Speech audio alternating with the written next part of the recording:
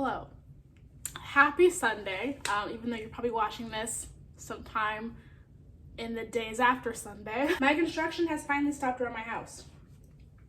Not permanently, just temporarily for Sunday, because God forbid people can't have a day off from work.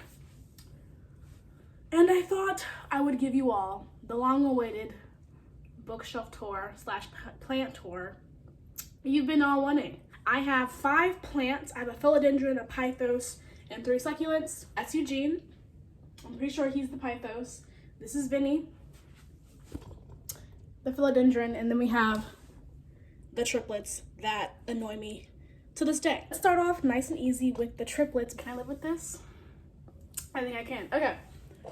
This is a very chillax video. It's raining. I'm drinking my chai tea. Minding my damn business, just like you should be. So this is triplet number 1, and you can see, like, I don't know what to do with it. It's leaning. I think one of the petals needs to come off, and I'm just gonna wait until natural selection and nature does its thing and naturally fall off, because I don't want to hurt it any more than I have. On to triplet number 2. So if you haven't noticed already, these are just problematic little plants. Like this one, if you look closely, if it'll focus, it's just like browning and dying, like right there all along the center. It's just, I don't know what to do. I take good care of you. I do a lot for you. Like, it's spudding up and it's growing slowly but surely, but this is the finished product of my TLC.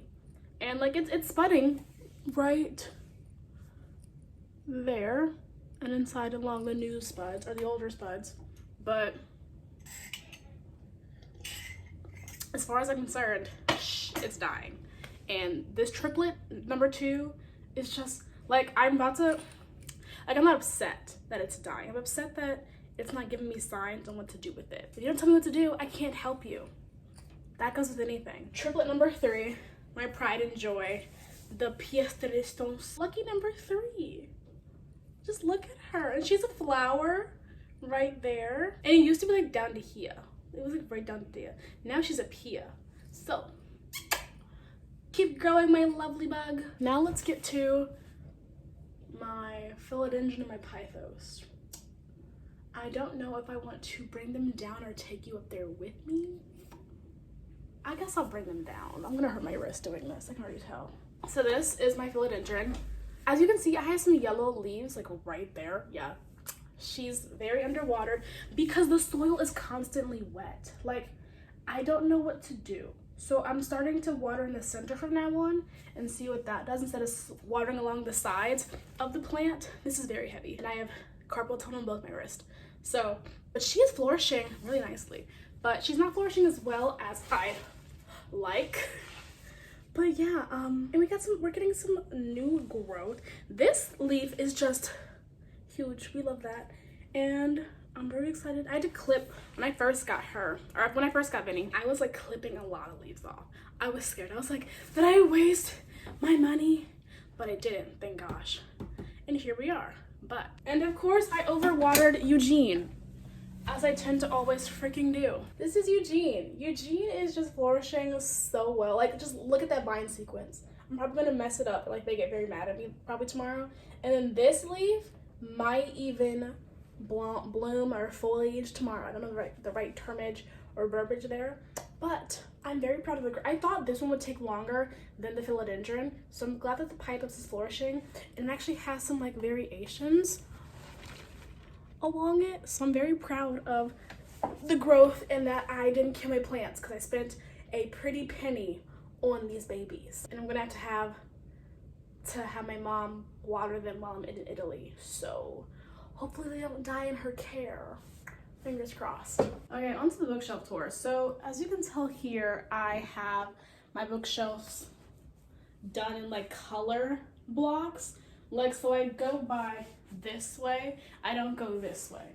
So it's very just like color block. My favorite shelf out of all of them would have to be my red shelf that cooperates, the blue shelf second, and then maybe the neutral shelf, because it has a lot going on, but it just works so well. Where do I start? I don't know how to do a bookshelf tour, but we're gonna try and do one today. I hit my nose. Every book on the shelf I've read and loved, save for maybe 5 to 8% of the books because I recently just bought some more. But they're gonna get read, and if I do not like them, they're gonna get sold or they're gonna go to Goodwill. And that's just that on that. I don't know how to do a bookshelf tour. I did not research this properly, but we're just gonna do some close-ups. Starting with the purple shelf, from left to right, I have The Throne of Glass Collector's Edition by Sarah J. Maas, and I have not opened this. And then we have the hardbacks of Rick Riordan. I own almost all of Rick Riordan's books, save for the Kane Chronicles, and yeah, that's really it. But first we have Trials of Apollo, Blood of Olympus, and then House of Hades. These are beloved copies because in middle school, I was the only girl in my school that owned books, like collected books. So that's why you'll see like the spines are cracked and it's just beloved copies. House of Hades, and then The Sword of Summer. Moving on, I have Crystal Crown. I think it's the last book. Yeah, book 5 of the Air Awakened series. So this is an indie series that I love so much. Elsa Kova can do a series really well. The Widows of Malabar Hill. If you've watched any of my videos, this book has popped up maybe like twice now. Go read it. It's lovely. You'll enjoy it. Book 1 in the Air Awakened series by Elsa Kova. And then we go on to my Barnes & Noble exclusive edition of Queen of Nothing. So I was in Philly when I bought this, and I read it in the car when I got kicked out of my dorm for Corona. So it's very memorable and special to God of Jade and Shadow by Sylvia Minero Garcia, City Bones. As you can tell, I let people buy my books in middle school, and this book is just, she was loved so much. And then we have Everblaze, the third book in the Keeper of the Lost City series. And then we have Assassin's Blade. Okay, now on to the back end of this shelf. We have Ghost of Shadowhunter's Market. I actually read this, I think, on my way back to campus from winter break, and I devoured it on the 6-hour train ride. Clockwork Angel, and again, I lent this book out to so many people, and it's just, whoo, she was loved. She is loved. The spine is cracked and everything. And I used to write my books because I gave them out, so if I was in school, people would know this is my book and not to steal it. Because someone stole my signed copy of my Milk and Honey hardcover edition. I'm still upset, actually. Then we have City of Lost Souls. Just look at that. I remember when Sasha Alsberg did like an edit of her on the cover. It was so good. And this is where Rain got on my copy. And I was so upset. And that's when I started like being very careful on who I let my books out to. Then we have book 5 in Keep the Lost City series, Lodestar. And I'm excited to read this. I'm going to do a Keep the Lost Cities reading vlog soon because I want to crank out all the books in one sitting in preparation for book 8.5. The lovely, the beautiful, the book that everyone's talking about, The House in the Cerulean Sea. Again, I think it's going to be a New Year's read because I just want to start off the year right, because I'm going to Italy soon and I'm excited to like get in the vibes of a positive mindset. Then to top off this purple gray shelf, we have Clockwork Prince. And then let's go along to the gold shelf. First we have King of Scars, Lily Bardugo, and look, I bought this when it came out. I bought it the day it came out, and I still have not read it because book 2 is taking forever to be written. So I said, okay, I'm going to wait until book 2 comes out so I can read 2 of them and feel heartbreak at the same time, like a real one. Then we have my favorite book by Cassandra Clare, Tales from Shadowhunter Academy. If you have not read this yet, I highly suggest that you do. It just makes going into TDA so much better. Heart-wrenching City of Heavenly Fire. Let us not forget when Jace brought condoms into the demon world and none of us questioned it. That's just, yeah, we were all there for that. Then we have my other beloved copy of a Cassandra Clare book that I let people borrow in middle school, City of Heavenly Fire. That's how battered up and bruised she is. I have no regrets. My comfort read from like middle school, because we're still in middle school Tiana reading stages, Soccer Princess. Just every time I read this book, I just sob tears. I remember I was in my dorm room rereading the entire like chronicle before Chain of Gold, and Shauna was like, Tiana, are you okay? I was like, no, Will and Jim. And that's that on that. Then we have Trials of Apollo Book 1, The Hidden Oracle. I remember reading this when I first tried out for the field hockey team. That's how old I am. Yep. Then we have, I want a hardback. If you have a hardback and you want to like do like a book exchange for one of my books on my shelf, let's do it, because I want a hardback of this so badly. I have a hardback of every single one except for Crowd of Midnight. Then I have City of Glass, the one that everyone hates because of that one quote regarding incest. So let's just put that in the back and act like it never happened. This one was where everything picked up, and it is so good. If I have not said it enough, just go read this. It's just, we love a hate to love relationship. Then we have The Trouble with Hating You, and I have not touched it yet, but we're getting to her soon. So soon. And then we just have the book that made my senior year, I believe, or was it my junior year? I can't remember. But Kingdom of Ash by Sarah J. Maas. Just like, look how metallic-y and pretty she is. And I will never get over that damn scene with Lorcan in the lead. It's just, this bad boy, I need to get signed by the entire cast of Hamilton. That is my life mission right now. I'm a history major. That's why it's on my shelf out of all my fiction compared to my nonfiction. And that's why it's there. Ray Bear. We love a Ray Bear moment. Just look how pretty the book is. Like, I was gonna put it on my purple shelf, but it does not match anything on my shelf. So, neutral shelf she shall go. Then we have the Cemetery Boys that everyone seems to be raving about, and I need to read it. Bringing Down the Duke by Evie Dunmore. I saw a tweet about this, and it made me want to pick it up and move it up in my TBR.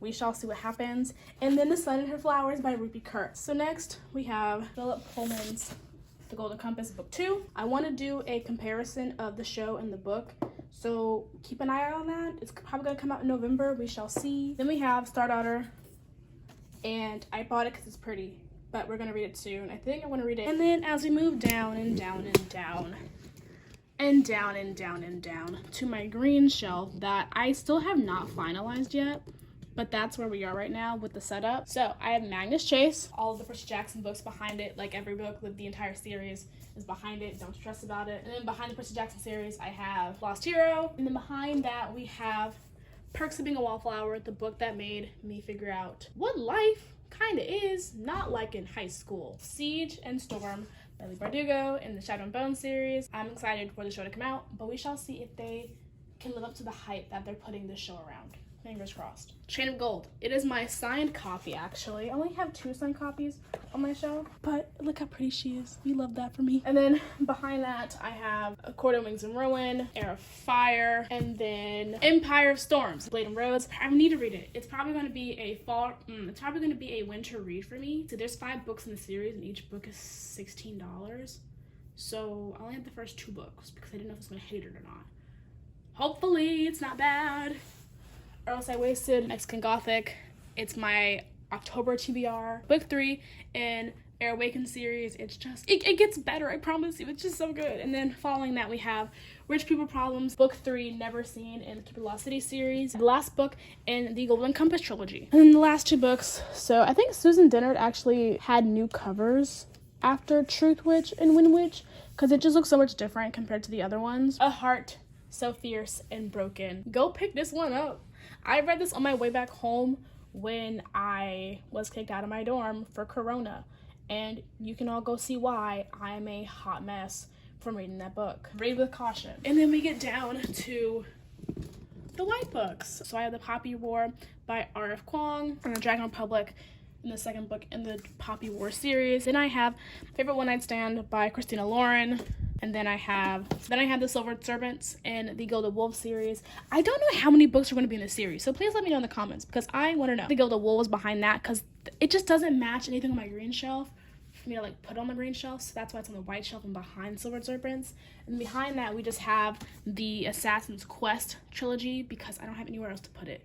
So it's just hiding the background because until I get more room on my shelf, which I probably won't do that, it's going to stay right there. So I haven't touched that series yet, but that I like to read fantasy, like high fantasy in November. So I'm going to do like a reading vlog called the Fantasy Reading Vlog in the near future, aka November. So don't hold your breath too much over that. My favorite series now of all time, A Kingdom of Flesh and Fire, book 2 in the From Blood and Ash series by Jennifer L. Armentrout. Actually, I've gotten a lot of more people on my channel from my From Blood and Ash video. Cool prints. This was the fake crate edition that I got like a while back, and now we're here. Which had a hardcover. A heart-wrenching sequel to Cool Prince, Wicked King by Holly Black. He had to do her like that. That's all I gotta say. I only like binge read romance in the winter, so I'm gonna binge read all of Talia Hibbert's books. Fingers crossed. Okay, so we have the Black Shelf, the one that no one really thinks to look twice at because it's not that aesthetically pleasing, but here we are. We had The Ninth House by Leigh Bardugo. Just look at that. I did an outfit on this actually. And then we have The Last of La Clamora. I've not read this yet, but I'm only on page 80 so far, and it's okay. Hopefully it gets astronomically better as we go along. The book that started it all for my booktube channel, Keep the Lost Cities by Shannon Messinger. And then we have Six of Crows, and then in the back we have City of Ashes, and I don't want to get it out because I don't want the books to fall over, so that's why I'm being lazy, essentially. So I'm just gonna be lazy from here on out for this shelf, because this shelf is like very hard to stay like straight. Kingdom of Fresh and Starlight, the entire series behind this is the Vortex Visions. It is the sequel series to Air Awakens, Truth Witch by Susan Dinner, Jade War, Queen of Shadows, Jade City, Milk and Honey, From Blood and Ash. That is a dust jacket for A Court of Mist and Fury, because someone stole my A Court of Thorns and Roses book. And now on to the blue shelf, my pride and joy, because everyone uses the same kind of blue for some apparent reason. Vicious by Kat Cho, by Dark Deeds, the second book in Blade and Dagger. So we have Murder on the Oriental Express by Agatha Christie and Other Stories, the first book in a Study of Scarlet Woman series, book 1 in the Golden Compass series, book 6 in Keep the Lost Cities, The Kiss Quotient, and then behind the Kiss Quotient is The Bane Chronicles, Elder Curses, The Red Skulls Are Magic, Magnus Chase, The Gods of Asgard. So I never really finished the series because at the time I was dealing with junior year in AP exams, so that's why this book has been put on hold. But I know what happens at the end, so nobody judge me. Then we have the novella that no one wanted to ask for, but we loved anyway, Tower of Dawn, China Rich Girlfriend, Roomies by Christina Lauren, the 4th book in the Air Awakened series, The Rose and Dagger by Renee Audier, book 2 in Keep the Lost Cities, Exile. Then we have Shadow and Bone, 1st book by Leigh Bardugo. Then we have King of Neptune by Rick Riordan, Real Men Knit, A Curse So Dark and Lonely. And last but not least, we have Hamilton the Revolution, how they made Hamilton and Hamlet Memoranda wrote, and the significance of each.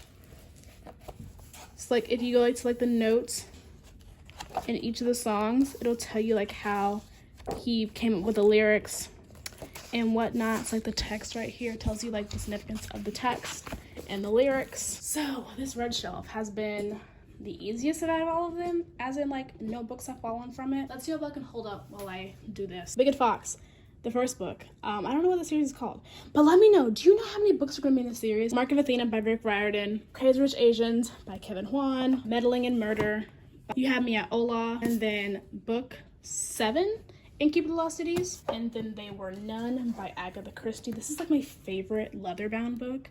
I wish people did more leather-bound, but it's not as sustainable, so I don't buy them as much as I do. I just like this collector's edition by Agatha Christie. They have a yellow one for Death on the Nile, and I might get it. We shall see. Book 3, Rise and Ruin by Leigh Bardugo in the Shadow and Bone series. My favorite cover of all time. I don't know why. Just look how like fall this screams. Wind Witch by Susan Dinner, Red, White, Royal Blue by Casey McQuiston, and she has a new book coming out, Bride Test. It wasn't my favorite book by Helen Wong. I really loved The Kiss Quotient. I read The Kiss Quotient in like maybe 3 hours. And then we have The Wrath and the Dawn by Renee Audier. I love this book. The audiobook is freaking amazing.